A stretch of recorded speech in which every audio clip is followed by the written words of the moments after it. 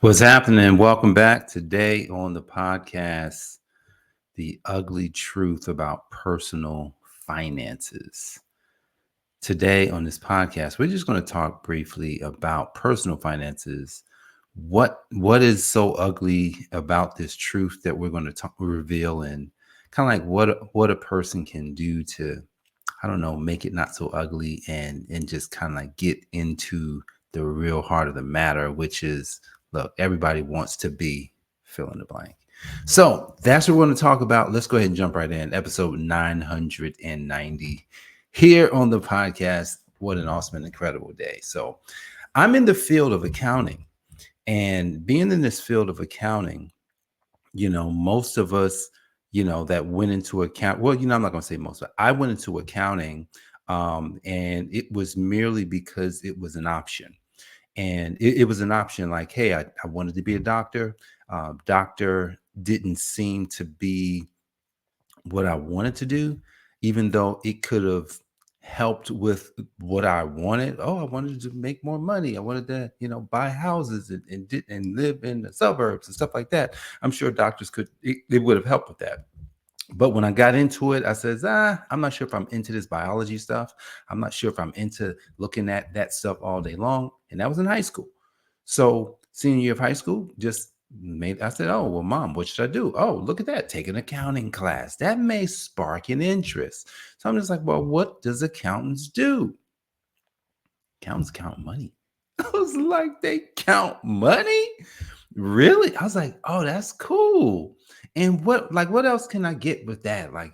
Is there a certification? Oh, you can get certified as a certified public accountant, and you would be able to make really good money, and you'd be able to have a good life. I was like, oh, that's great. I made a decision to go into a field, one, because it seemed cool, and two, because I probably could make enough money for whatever I wanted to do.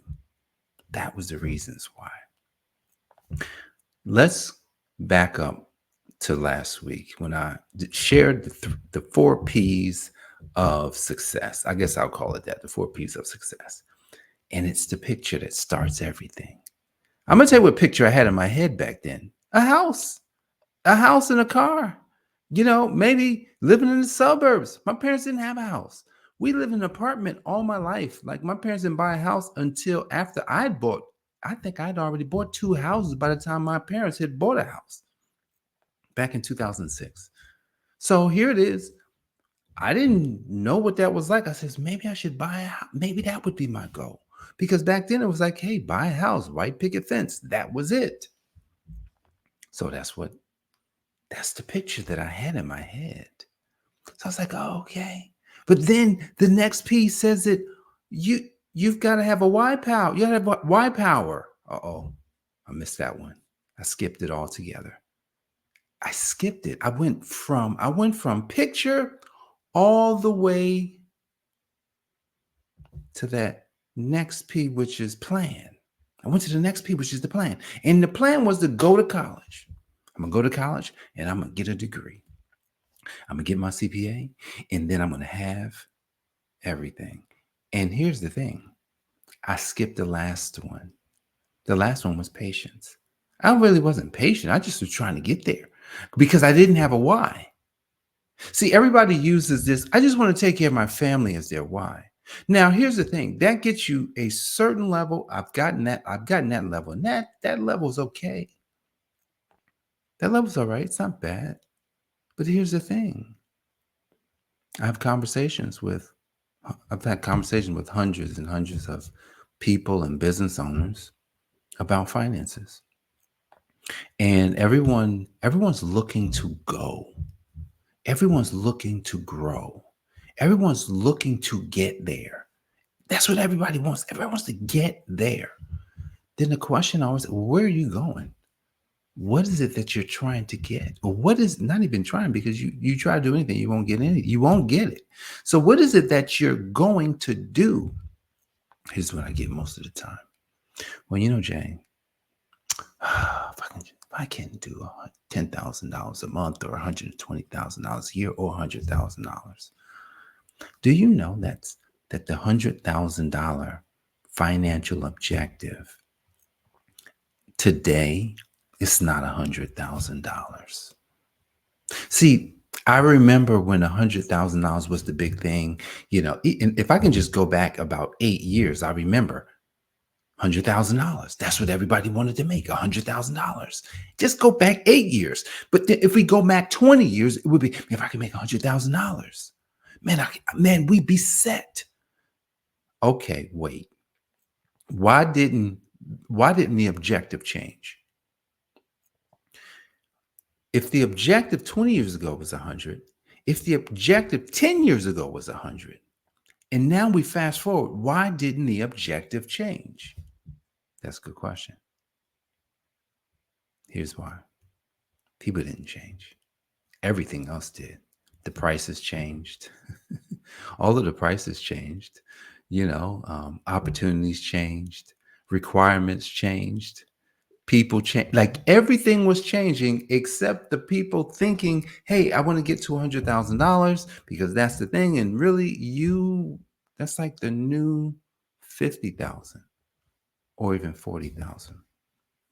I'll take it to 40 because I can tell you that when I was making $40,000, it was like, no, I won't say 40. It was 49 actually. When I was making $49,000, it was like making 100 today. So what's this ugly truth? The ugly truth is that the goalposts have moved. The requirements have changed. The prices have changed. However, the objective didn't change.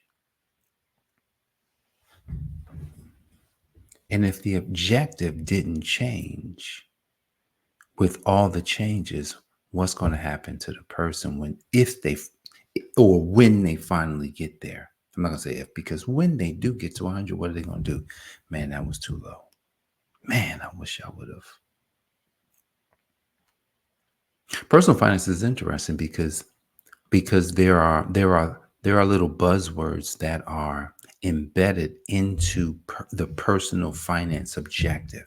Here's one of the buzzwords: retirement. Now, here's the buzzword about retirement. I know I didn't take it serious. When I say I didn't take it serious, because I felt like something about that retirement. Now that I realize why I didn't take it serious is because you should not retire. You should transition. So if you're doing something that you can stop doing, then you stop doing at a point and you transition to something else.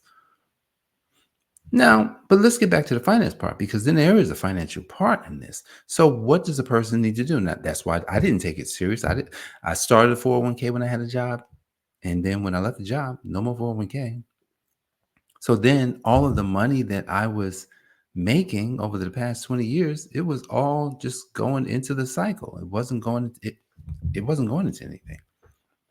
But when I finally realized, after 10 years, I realized that instead of investing in the stock market, I'll invest all of the money into myself, into me, all of it. Any extra money went into me. And even when it wasn't extra, it went in. I'm sure Jenny can attest to that, because she looked at me a lot of days like, what are you doing? Like, you're buying all these books, you're buying all these programs, you're spending all this money on this stuff. Like what is that? Oh, it's coming, baby. Oh, it's coming. That stuff. Oh man, I'm talking about the 1000x is coming. See, that was my investment in my personal transition, because I know that, boom, I already saw the breakthrough. I talked about that recently on this podcast. I've seen the mountaintop. I've seen what God has already given me. And now it's just a matter of working the plan with patience. Using the why power as a catalyst as I continue to picture where I know God put me. Personal finances are interesting because there's a lot of nuances with it. We could talk Definitely, we can talk investments. We can talk. I don't even like the word budget, but we can talk budgets because budget is just a matter of knowing where your money is. Where's it going? How are you overspending in areas, or what do you want to do with your money? And I would call it a what you want to do with it plan, as opposed to necessarily a budget. So what do I want to do with money? Like, how do I want that to look in my life? That's a part of your personal finances. Then there's things like insurance. And I had insurance. I had insurance. I remember when I got my first insurance policy. It was, I think it was for at least $1 million term coverage. Then I got a whole life, well, a universal index life policy, which I found out that those policies are suspect. That's a topic for another day. So I had a universal life. I had a term policy, and then both of those lapsed over like I would say the past like years, some years back. And then finally, it's one of these things where, could you not have an insurance policy? Yeah, but you know what? If I don't already have a lot of money, then it's best to have an insurance policy. Like if you have a lot of money and you have a lot of mechanisms, a lot of assets that make money, insurance policies may not necessarily be something that you necessarily have to have, because I know some people who don't necessarily use them. But if you don't have a lot of money, then you should more than likely have an insurance policy, because at least if you go, something's there. Now I had to get it at 50. I'm in 52 now. Had to finally get that squared away. Why am I telling you this? Well, because it's ugly. Personal finances can get ugly because sometimes things just kind of get out of whack. And there's not a perfect person on the planet. And I'll definitely let you know I am not perfect. I will let you know that I did not do things. I have not done everything right. One thing I have done right. I've listened to God. Like all the other mistakes that I've made, but I've listened to God in the prompting of certain things. Not everything, obviously, because I've messed up plenty of times. But I've listened to God. And he tells me what to do and when to do it. And just like this morning, he told me to do this. Share this story. See, personal finance is something that is personal, but here's the thing. We all need accountability. We all need somebody in our corner who can talk to us about these ugly things, because no one wants to talk about money. Most people don't want to talk about how much money they make. Most people don't want to talk about where their money's going. Most people just kind of like, we want to act like we have money. Oh, look at my house, so I look like I have money. Oh, look at my car, I look like I have money, but I'm broke.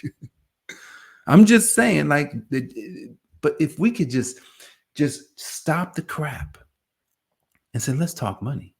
Let's talk personal finance. What are we doing to preserve? What are we doing to get more? What are we doing to grow? What are we doing so that so our personal finances is abundant? So how does one go from ugly personal finances to abundant personal finances? Here's what I got. I can tell you this, that once you start seeking first the kingdom of God, God can transform your personal finances.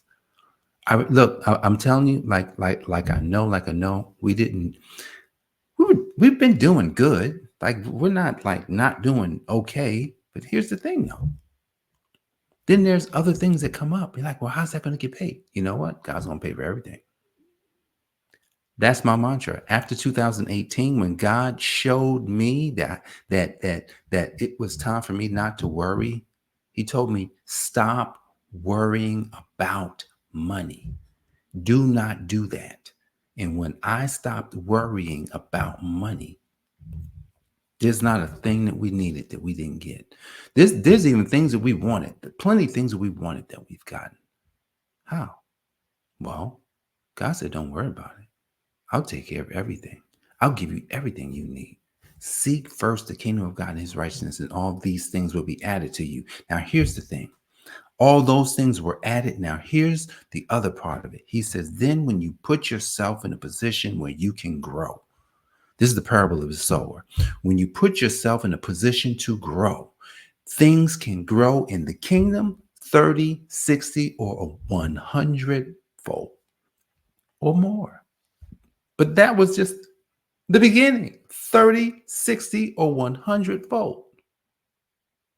So if one wants to change their habits, their financial outcomes, accountability. You need people in your corner that believe in you. You need, look, and a lot of times, like, it may not be the closest people. So what I've discovered is that sometimes the people that don't know you the best are the ones who support you the most. So make sure you have people in your corner. Look, if you came into my circle, you would listen. I would just be. I would believe in you. Like, I would totally believe in you, because personal finances are everything. Your business finances, if you have a business, are everything. So let's get out of the ugly stuff. Let's get out of, the wannabe having good personal finances and say, you know what? It's time to move forward. It's time to make investments, the right ones. And if you have not made investments into yourself, I ain't talking about school. No, I'm talking about real investments where you start growing, where you start getting bigger. That's what you want to start with. That's where you want to start putting your extra money. And then you want to make sure you have different mechanisms so that if something happens to you, you're good to go. So the ugly truth about personal finances starts with getting some accountability in where you are and getting some people who believe in you. And if you get that, you won't, and I won't have any ugliness about our personal finances, because the things that we'll need to do, we'll get them done. And then we'll allow ourselves to seek first the kingdom of God and his righteousness, because all the things we need will be added to us, because we are with God in his kingdom. So guys, I thank you for joining me for this episode of the Account for Your Life podcast. This is Jay Moore, your healthy accountant, helping you to account for your life. God bless, and I'll see you on the next one. Peace. This has been the Account for Your Life podcast with your host, the healthy accountant himself, Jay Moore. Until next time, make it a great day.